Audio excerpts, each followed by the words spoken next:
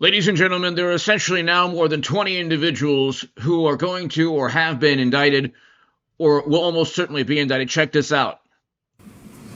And I'm sorry, I didn't mean to ignore the last question. Going back to the group chats real quick, there's more than 20 individuals, but this is a great point. So that's the director of the Federal Bureau of Investigation explaining there's more than 20 individuals yesterday. Today he testified again and restated that there was more than 20 individuals on the Discord and other social media sites, not just Discord. They're not just talking on Discord. They could be talking also and discussing and planning on Instagram, on a whole bunch of different platforms.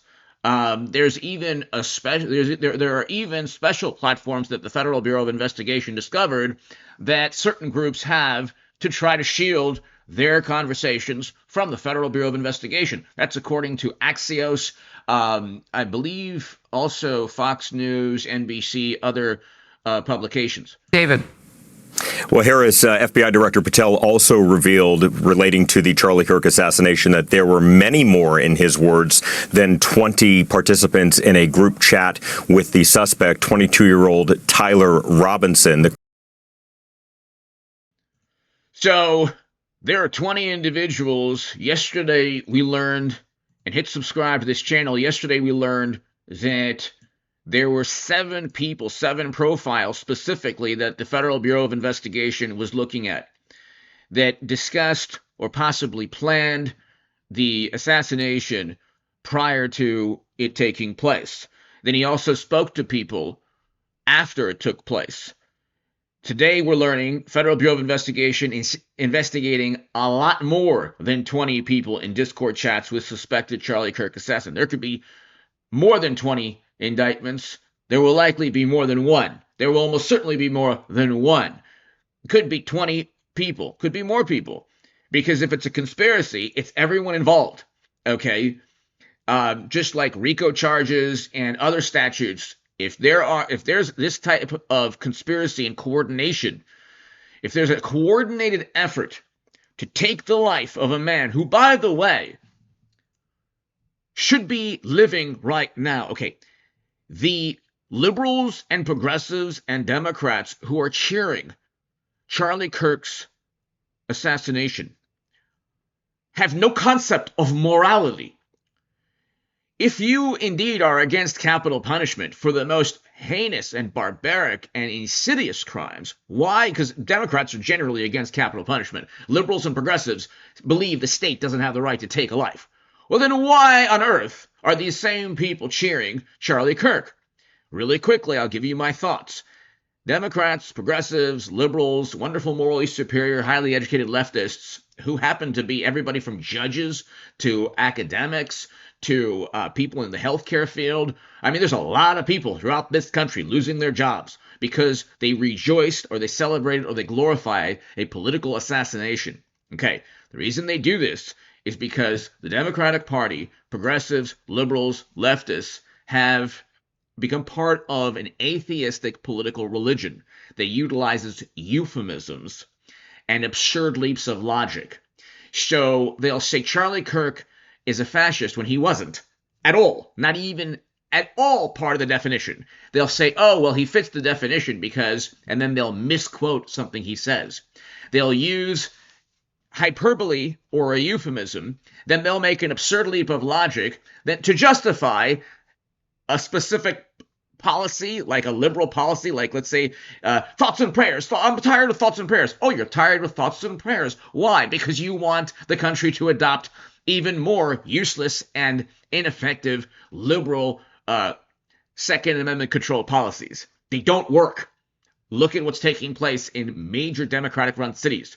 Okay? You have diabolical, evil people going into soft targets because they know they won't receive a reciprocal response. I'm trying to speak in algorithmically friendly terms. But what Democrats will do is they'll say,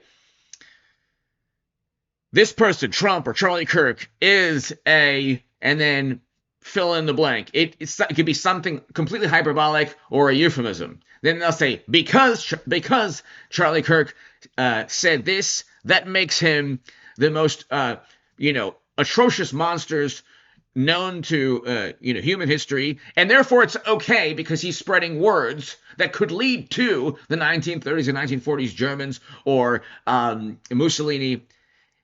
Therefore, his words link directly to the most barbaric moments in world history. And so because his words lead to the most barbaric moments in world history, or because his words prevent the country from adopting liberal or Democratic Party policies, therefore his words are hurting the lives of individuals. Okay, these are all absurd, outlandish, stupid leaps of logic that Democrats use to justify political assassination. They did the same thing with Trump. But anyway, I could go on forever, but they use euphemism, absurd leaps of logic, and hyperbole to justify apoplectic moral viewpoints that aren't really moral because these viewpoints are predicated upon lies by omission. Anyway, sorry, I had to just give that. Anyway, let's continue. Check this out. Want to lay out how this works. People think we can just get in these group chats and immediately find out who is in them. We, the FBI, are the investigatory body supporting multiple prosecutions and ongoing investigations. And that's another point. Our investigation at the FBI is ongoing.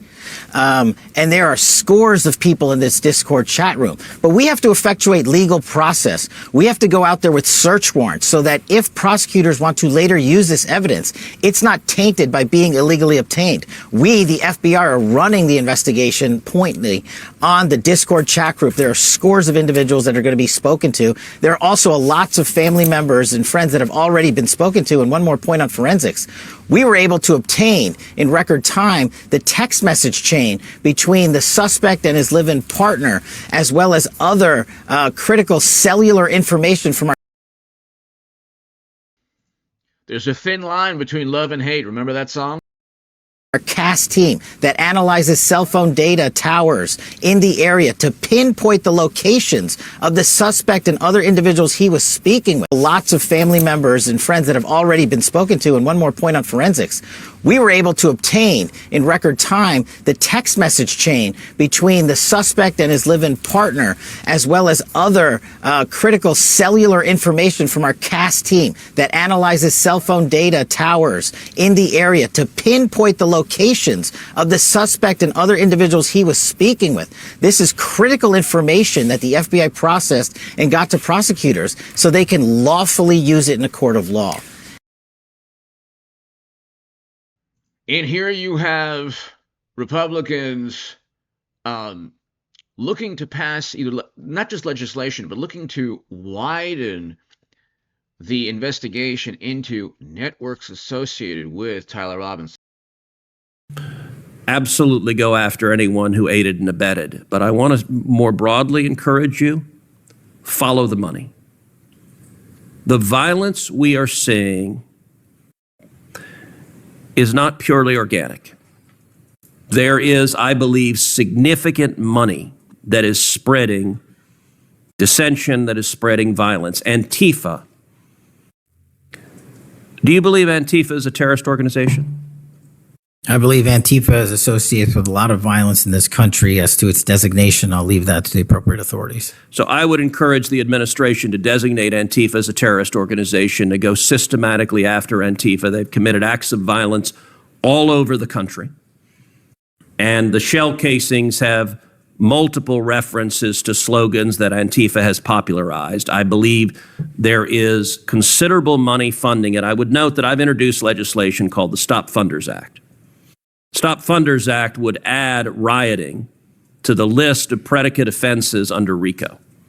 I believe the money should be tracked and prosecuted under RICO.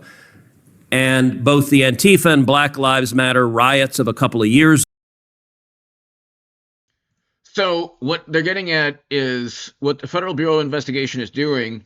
They're not specifically targeting at this moment any organization, but they're targeting any network, regardless of the name, even if it's unnamed, that Tyler Robinson was a part of. Was there funding? Did the roommate or Robinson or the 20 individuals get funding in any way, shape, or form from a non-governmental organization, linked to one specific political side. Hit subscribe to this channel right now. 20 individuals or more.